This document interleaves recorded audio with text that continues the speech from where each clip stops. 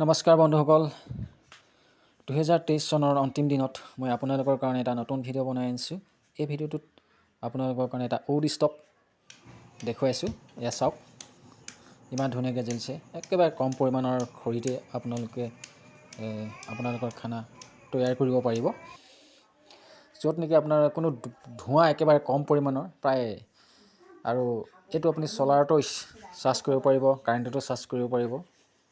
এনেকুৱা ধৰণৰ এটা ষ্টভ, যিটো আপোনালোকে সাধাৰণতে যিমান খৰি ব্যৱহাৰ কৰে ৰান্ধিবৰ কাৰণে, বিশেষকৈ গাঁও অঞ্চলত, তাতকৈ বহু কম পৰিমাণৰ খৰিতে আপোনালোকে এই চৌকাটো ব্যৱহাৰ কৰি আপোনালোকৰ খানা তৈয়াৰ কৰিব পাৰিব।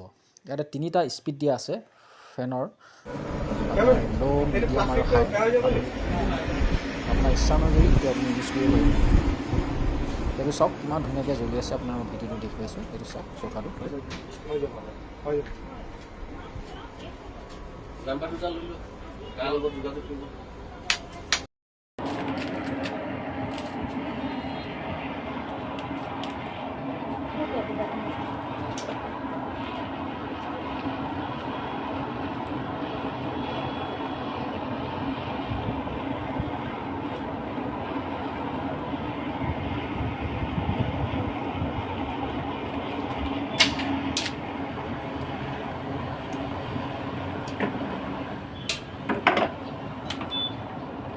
हाई करो एक बार।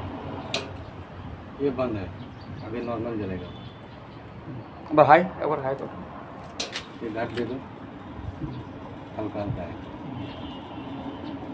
और दो दो दे दो।